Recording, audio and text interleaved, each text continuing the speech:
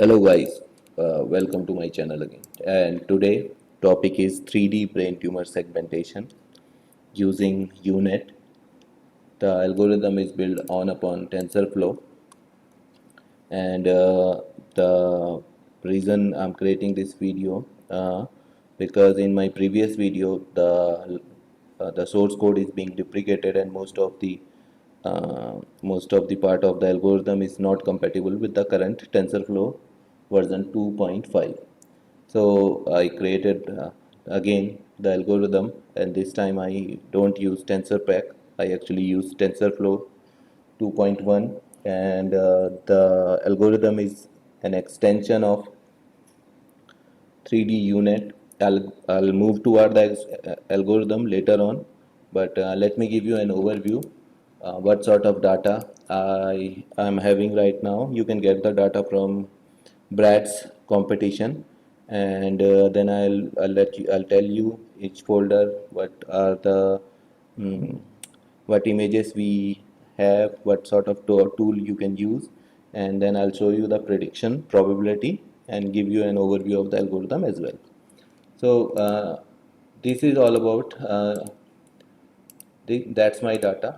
For visualizing my data, actually I'm using Mango. I give an overview of this Mango tool on my previous video, but so once you have once you grab the data set from Brad's competition, you will get two folder like this, HGG and LGG. I do the basic pre-processing so that I can show you the visualization. Each folder inside the dataset consists 5 images. These images are in the form of NII or GZ format. What each for in this it contain a patch of images having size 512 and 512, and you cannot visualize these images. These are the medical data set directly, so you need a special type of tool to visualizing the image. What these images consist, basically these images consist the four different MRI section of the brain, and one the segmented part which is being segmented by the professional and and added inside the folder. This segmentation portion consists basically tumor. Let me give you an overview. This is one of the image. Okay, you can see with the help of tool what these images look like.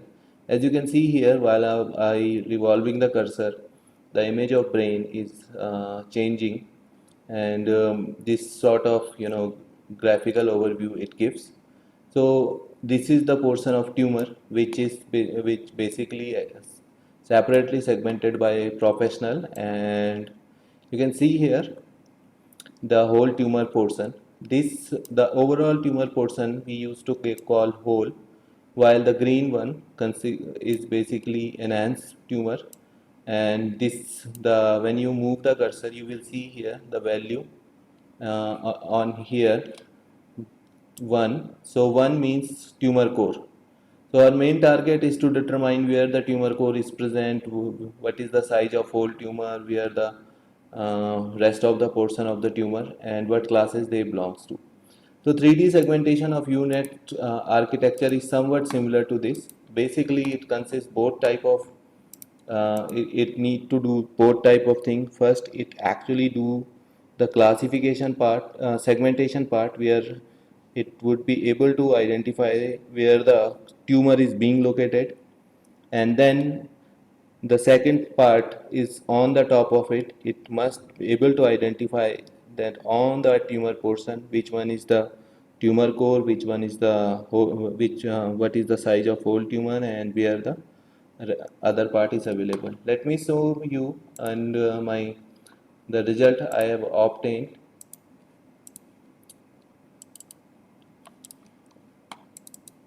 So these are the whole tumor, tumor core, and enhancing tumor. The white portion is enhancing tumor. You can see here pretty much with the help of Dice coefficient. If you guys new to medical image segmentation, we actually use in medical images, instead of using mean square loss, there's another coefficient being proposed by an author that we call Dice coefficient, and the coefficient of Dice coefficient value, the smaller the value of Dice coefficient, better will be the prediction probability. So some of the box plot that what is like sort of Dice tumor values we are getting, and the whole tumor is pretty good identifying, but the enhancing tumor is somehow showing the less accuracy. The better visualization, this is my final output. You can see here the quite stable one box plot. So let's move. I guess enough about data. I forgot to tell you that you can actually grab the data set from Bratz 2019. Just type it, and all you need to do, apply here, and for getting the data. Okay, you can apply other type of images like this is one of the implementation. I'm going to give you an overview of this implementation in the next tutorial. This is the lung segmentation. The lung segmentation is also work same as three brain tumor segmentation, and this is the MRI image. This is the graphical presentation, GIF file. So let's move toward the algorithm part. Um, okay, so this is all about the algorithm. So what we are going to do, we are going to identify three label: tumor core, whole tumor, and enhanced tumor. So first we give the label, and then we move toward loading the data and other things. Okay, so I'm going to run the prediction file first.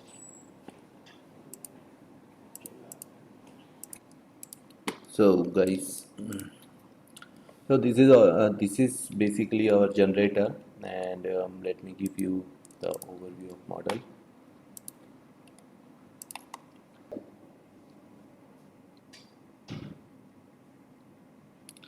The model is pretty simple, guys, as you can see here.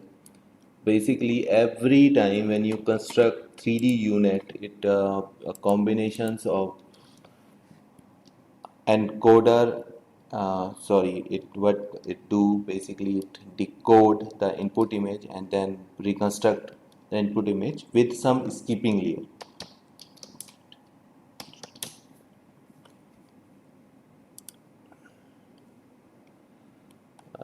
Let me check some high dimension images for you.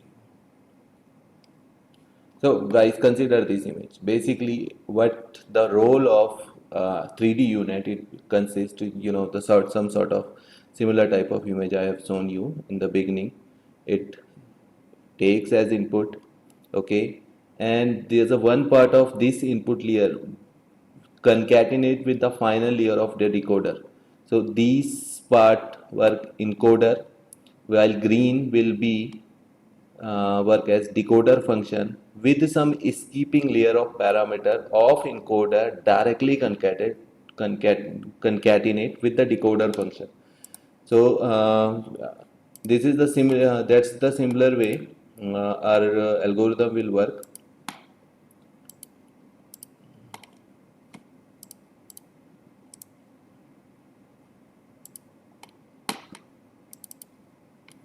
So the model architecture is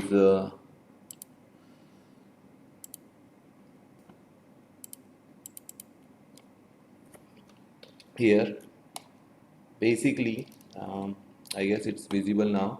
So what first we need to do, define some custom function, create convolutional block. If every convolutional block is basically consist of two convolutional neural network sequentially, and one final convolutional neural network having the kernel size 111 and stride 1. That means input and output will having the same type of same shape, but upsample corresponding to the number of filter. Number of filter I have used in my program is 16, plus an upsampling method. Upsampling is deconvolutional, work as decoder.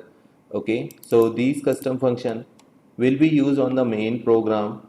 Okay, first take the input layer, create convolutional block, and it downsample, it acts as an encoder and keeps doing encoding until unless we get the final, the smallest part of the uh, optimal features part from the input image, and then our upsampling block comes into existence, and finally our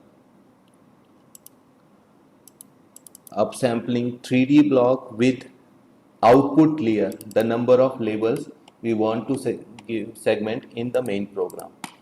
You can see the similar type of architecture while I do the debug, and I'm going to do debug from here. Let's see what we'll get.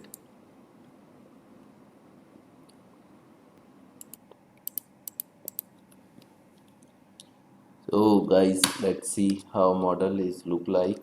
Mhm. So once it reach here, it should wait. Okay, and inside the model summary will print automatically. Let's run the program. Okay, so process is finished. So this is the model I have created this time. Let me give you an overview of the model. Basically, my input image, I downsample it from 512 to 128. Okay, so that I can actually do the optimize with the memory. Okay, consist four layers. Okay, all type of tumor. These are the all type of input images. T1 C, T2 flare, and T1 type of MRI scan. None stand for batch size. I'm using a small batch size, so I have used is instead of batch normalization, stance normalization. I will explain you stance normalization once I will reach out to there. Then I go to the downsample first encoder convolutional 3D. Okay, so input is 4 128 128. Output of uh, this convolutional 3D is 16 filters, and the shape will remain same as I told you previously. No, stride value is 1, and trainable feature will become 1744 at this point. Then I use instance normalization. The purpose of using instance normalization instead of batch normalization, unlike the traditional unit architecture, because in when we have a small batch size, okay, instance normalization work better. Eventually instance normalization actually would be capable to normalize the input feature and highlight the most dominated one while we have only one batch size. So then I use leaky ReLU here, then second convolutional layer, no downsampling, then third, the first downsampling here with the fourth convolutional neural network. Okay, and now my I am having total trainable feature here is 13,856, where the number of filter is 32, and downsample is reached to 64 by 64. This process will keep continue until okay until unless I'll be obtain the sufficient feature which can be used for the encoding purpose. Then the encoder convolutional upsampling will start transpose function. So but basically upsample from here, this point. This is the final downsample. Sorry, this point. This is the final downsample I have. Total number of filter is 256. Number of image will become downsample to 8 by 8 uh, metric size. None stand same as the the number of input for the batch size. Then the first upsampling filters is applying here. Okay, it upsample 8 to 16, then keep continue, then reach to the 32 decoder. Concatenation will be here. Basically, skipping layer. UNet work as a skipping at every point when it a sample, it basically replicate the encoder, mimic the encoder functionality, also the decoder functionality. So it upsample here, then it become 32, and final layer will consist three. Three stand for basically the label. We are, as we are having three label, whole tumor, tumor core and enhanced tumor. 128, 128 stand for the segmented image. So the total trainable parameter I have used in this model is 10 million, and non-trainable one is 0 because I am using a stance normalization instead of batch normalization. So no non-trainable parameter. Every parameter change with the training. So training is really time consuming. I'm not going to waste, I'm not going to show in this video, but I can show you what sort of prediction, uh, how prediction will work. So let me open my model prediction file. All I need to do, give the name of any folder. So this folder is already available in my data, as you can see here.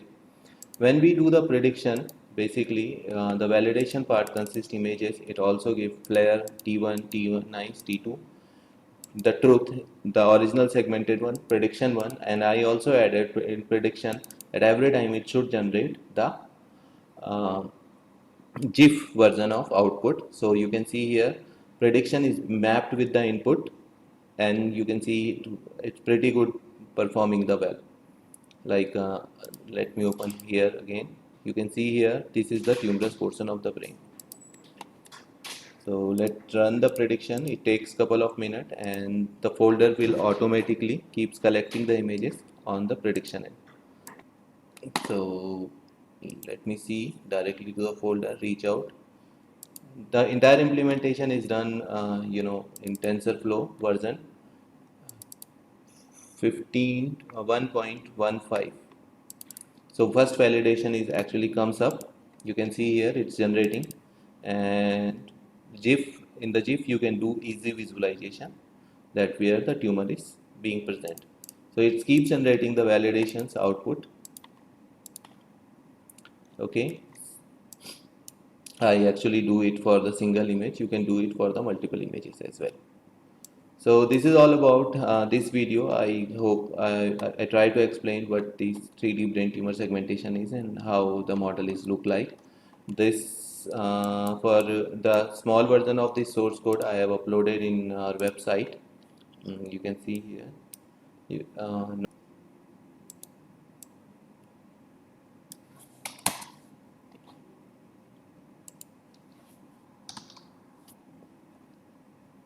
this one. So the smaller version of the code for for only one sort of prediction I have uploaded here. You can see with Neelan, and you can get the entire version of source code from here. So you can see that's the same, but for the smaller batch size, because while I generating this notebook, I was using Google Colab. Less trainable parameter, but accuracy is pretty good.